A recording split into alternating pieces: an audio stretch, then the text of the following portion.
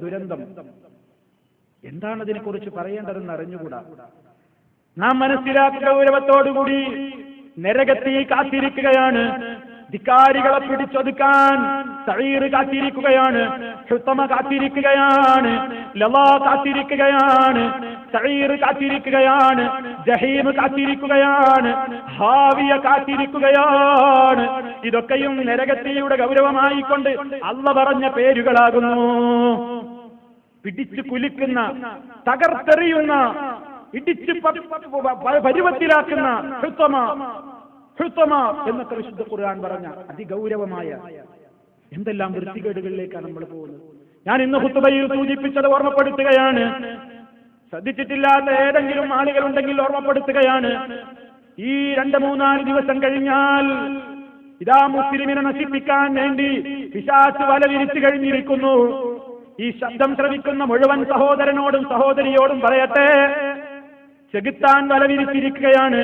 1 മാസം കൊണ്ട് നിങ്ങൾ നിസ്കരിച്ച തറാവീഹ് നിസ്കാരം, നിങ്ങൾ ഓതിയ ഖുർആൻ, നിങ്ങൾ കൊടുത്ത സദഖ, നിങ്ങൾ ഉണ്ടാക്കിയ തഖ്വ, നിങ്ങളുടെ ജീവിതത്തിൽ ഉണ്ടാക്കിയ ശുദ്ധീകരണം, കരഞ്ഞു കലങ്ങിക്കൊണ്ട് നിങ്ങൾ അല്ലാഹുവിന്റെ മുമ്പിൽ സമർപ്പിച്ചിട്ടുള്ള നിങ്ങളുടെ തൗബ, അതെല്ലാം തകർത്തെറിയാൻ വേണ്ടി ശവ്വാലിന്റെ ദിവസം അതാ പല കക്ഷികളും പല സ്ഥലങ്ങളും ബുക്ക് ചെയ്ത് കഴിഞ്ഞിരിക്കുന്നു.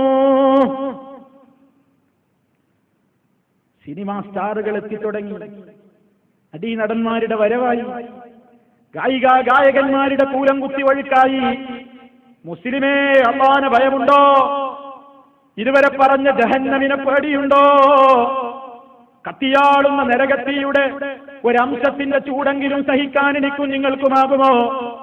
അല്ലാഹു റബ്ബുൽ ആലമീൻ തന്ന ഈ കണ്ണുകൊണ്ട് വീടിന്റെ അകത്തിരുന്നിട്ടാണെങ്കിലും പുറമേക്ക് പോയിട്ട് പൊതു സദസ്സിൽ വെച്ചിട്ടാണെങ്കിലും കണ്ണുകൊണ്ട് വ്യഭിചരിക്കാൻ മുസ്ലിമേ ഇനിയും തീരുമാനമുണ്ടോ മനസ്സിലെങ്കിൽ? ഇനിയും ആ തീരുമാനം ബാക്കിയുണ്ടെങ്കിൽ എത്ര കൊല്ലമായി നമ്മൾ ഇത് കേൾക്കുന്നു? മുസ്ലിമേ, നമുക്ക് മുസ്ലിമേതാവ് നമ്മളോട് നിരോധിച്ച സംഗതിയാണ് സംഗീതോപകരണങ്ങൾ ഉപയോഗപ്പെടുത്തൽ.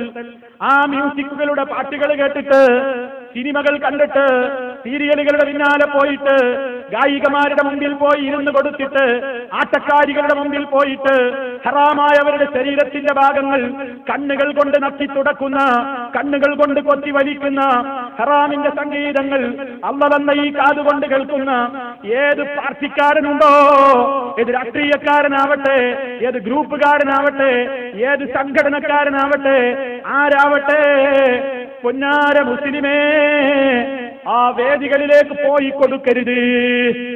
ഇസ്ലാമിസ്റ്റുകളെന്ന് പറയുന്നവര് പോലും മുഴുനീള പെണ്ണിന്റെ ചിത്രം കൊടുക്കുകയാണ്, ആട്ടക്കാരികളുടെ ചിത്രം കൊടുക്കുകയാണ്, പാട്ടുകാരികളുടെ നഗ്നമായ തുടുത്ത മേനിയുടെ ഫോട്ടോ തങ്ങളുടെ സർക്കുലേഷൻ വർദ്ധിപ്പിക്കാൻ വേണ്ടി നാണമില്ലാതെ, പടച്ചവനെ പേടിയില്ലാതെ ഇസ്ലാമിന്റെ പേര് വികൃതമാക്കാൻ ഈ പവിത്രമായ റമദാൻ ശരീഫിന്റെ രാവുകളിലും പകലുകളിലുമൊക്കെ മുസ്ലിമിന്റെ വീട്ടിൽ വരുന്ന പത്രത്തിലതാ മുഴുനീളൻ പെണ്ണിന്റെ ഔറത്ത് മറക്കാത്ത ചിത്രമല്ലേ കാണുന്നത്?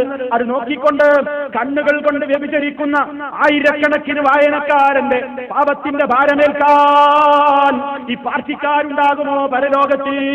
ഇവരുണ്ടാകുമോ പരലോകത്ത്? അതൊന്നും വലിയ കുഴപ്പമില്ല.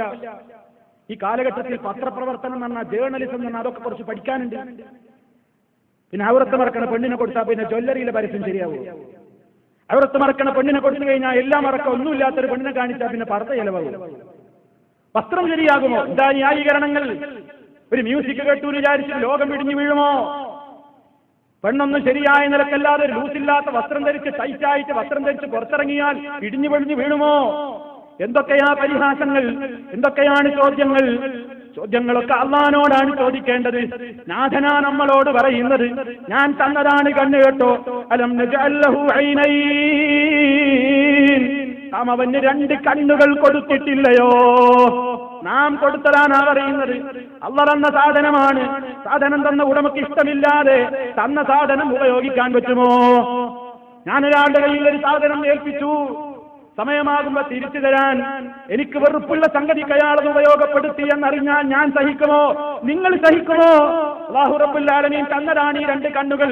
ഈ 2 കണ്ണുകൊണ്ട് ഇനിയും ന്യായീകരണം പറഞ്ഞിട്ട് സിനിമയുടെ ആളാവാനും സീരിയലുകളുടെ ആളാവാനും അത് കണ്ട് രസിക്കാനും ചൊവ്വാലിന്റെ പെരുന്നാളിന്റെ ഇശൽ സന്ധ്യകളിൽ പോയിട്ടിരിക്കാനും ടിക്കറ്റ് കിട്ടിയിട്ടാണെങ്കിലും കിട്ടാതെയാണെങ്കിലും അതിനെ സംഘടിപ്പിക്കാൻ വേണ്ടിയിട്ടാണെങ്കിലും അതിന്റെ ഒത്താശക്കാരനായിട്ടാണെങ്കിലും ആരായിട്ടാണെങ്കിലും മുസ്ലിമേ ഒരു മാസക്കാലം കൊണ്ട് അധ്വാനിച്ച അധ്വാനത്തെ ഒരൊറ്റ നിമിഷം കൊണ്ട് തകർക്കാനാണ് തീരുമാനമെങ്കിൽ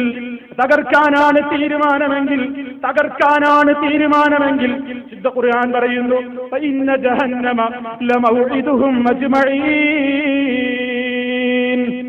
എല്ലാവർക്കും അവിടെ വെച്ച് കാണാം, ജഹന്നമിൽ കാണാം.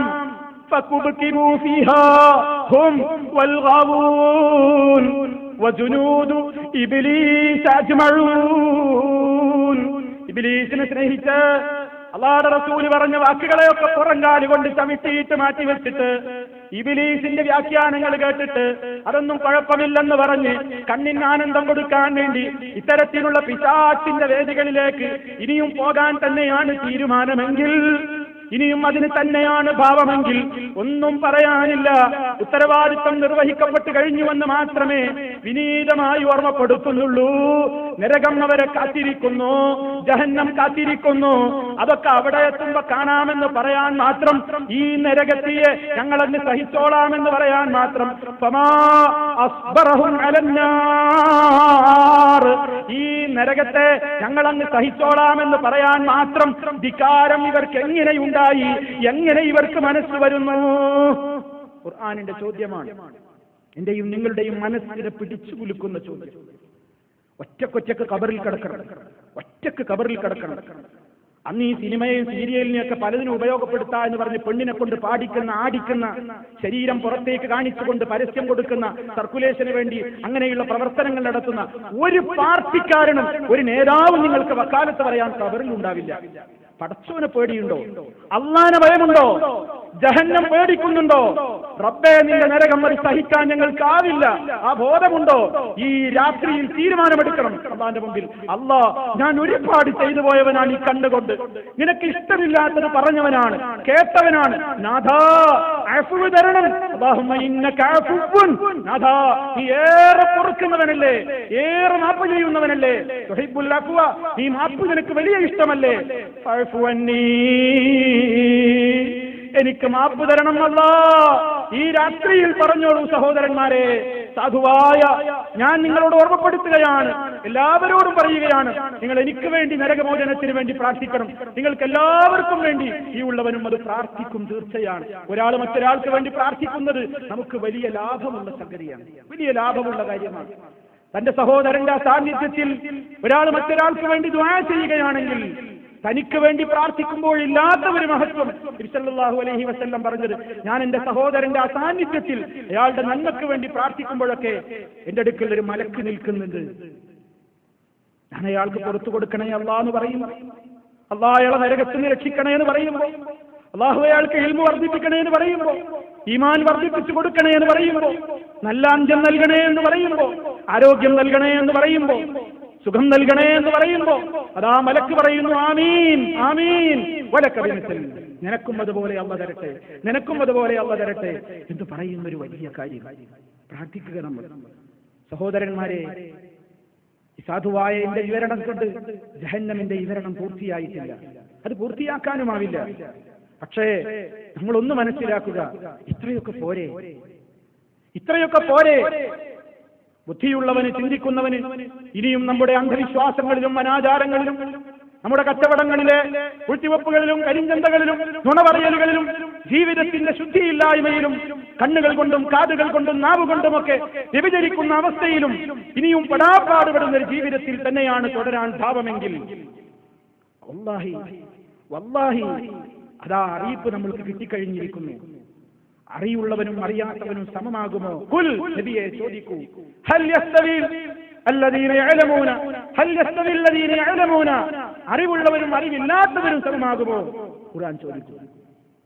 മുന്നറിയിപ്പുകൾ കിട്ടിയിട്ട് അതിനെ അവഗണിക്കുന്നവനേക്കാൾ കടുത്ത അക്രമി ആരാണ്? ഫമൻ അദ്ലം മിമ്മൻ ദുക്കിറ ബിആയാതി റബ്ബിഹി സുമ്മ അഅറദ അൻഹാ. ഉത്ബോധനങ്ങൾ കിട്ടിയിട്ടും അതൊക്കെ അവഗണിച്ച് തള്ളിക്കളയുന്നവനേക്കാൾ കടുത്ത അക്രമി ആരുണ്ട്?